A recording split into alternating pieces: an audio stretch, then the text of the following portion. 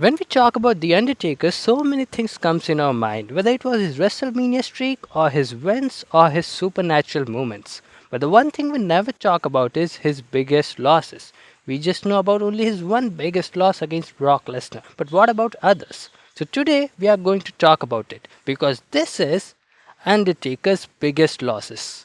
So without wasting any time, let's talk about the first big loss of Undertaker. I think this would be one of the biggest loss of Undertaker after the WrestleMania streak. Undertaker won his first World Championship at the age of 26 in 1991 by defeating Hulk Hogan at Survivor Series 1991. 6 days later, The Undertaker again had to defend his title against Hulk Hogan at this Tuesday in Texas named pay-per-view, and Hulk Hogan defeated The Undertaker in this match and became the new champion. This marked Undertaker's first championship loss in WWE. In just 6 days, you lost your title, but what you can do when you have Hulk Hogan against you?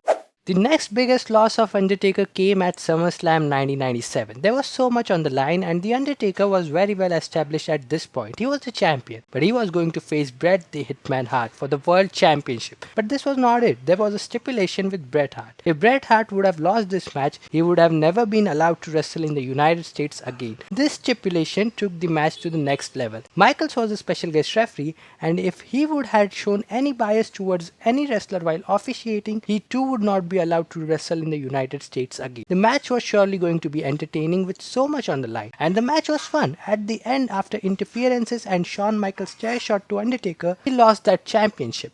The Undertaker and Shawn Michaels had always stole the show, and after costing the WWE Championship to The Undertaker was not going to leave Shawn Michaels alone. But this all led to a legendary match between Undertaker and Shawn Michaels, Bad Blood 1997, the match where Big Red Monster debuted. Now this match was important for two reasons, because this was number one contenders match and second the story. Both of the things made the match so important. In the end, Kane made his debut, gave a tombstone to Undertaker, and Shawn Michaels took advantage of it. The rivalry of Undertaker and Shawn Michaels was not going to stop that easily, and that led to one of the greatest casket matches of all time, The Undertaker vs Shawn Michaels Royal Rumble 1998. It was a cascade match, so this match is also known for Shawn Michaels' career-ending injury. This was for the WWE Championship, and because of the heated rivalry between Shawn Michaels and The Undertaker, the match became so important. But after so many interferences and little bit help of Kane, The Undertaker lost the match. After this, the Kane has also burned the casket in which The Undertaker was.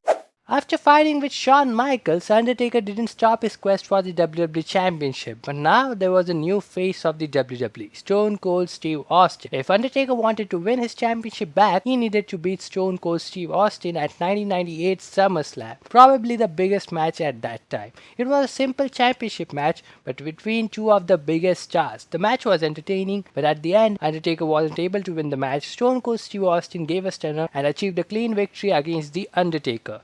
When it comes to the biggest rivals of Undertaker, Brock Lesnar has to be one of them. And here I'm not talking about WrestleMania 30.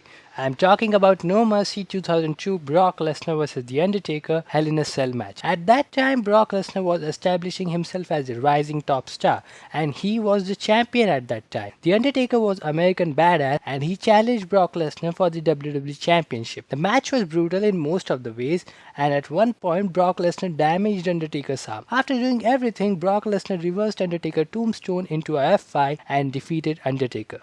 And this was Undertaker's second loss in a Hell in a Cell match. At No Way Out 2006 came one of the biggest losses of Undertaker. Undertaker took on Kurt Angle at No Way Out 2006. One of the greatest matches took place in WWE. This match was in class. The Undertaker returned to challenge Kurt Angle for the World Heavyweight Championship. Many people said this match could easily headline WrestleMania 22. Match ended by a simple pinfall. Undertaker tried to give a Hell's Gate to Kurt Angle, but Kurt Angle very cleverly reversed it into a pinfall. Undertaker got very unlucky here. The Undertaker and Batista rivalry was one of the biggest rivalries in WWE, and they always faced each other in high-profile matches. But this was the last time. They both were going to face each other at the last time in Hell in a Cell for the World Heavyweight Championship at Survivor Series 2007. This was really important for Undertaker, and he had to win it. He was so close to winning it, but Edge came and attacked Undertaker. Batista took advantage of it, and Undertaker failed to capture the World Heavyweight Championship from Batista.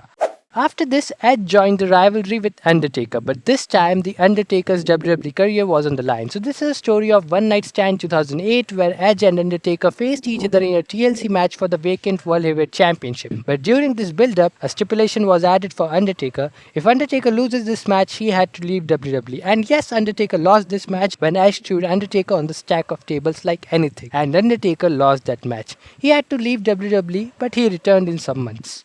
Now, last but not least, everybody will agree with me that this was Undertaker's biggest loss of all time because this is Undertaker vs. Brock Lesnar WrestleMania 30. When Brock Lesnar shocked the world by defeating Undertaker. I cannot say much about it. It might be the biggest moment of WWE. It was a heart attack to all the people. The streak was no more, and that was going to happen one day, and the day was going to come. And I think Brock Lesnar was the right person to do that. Anyways, all these were the biggest, I can say the biggest losses of Undertaker. I hope you would have enjoyed the video. Till then, bye bye, see you soon.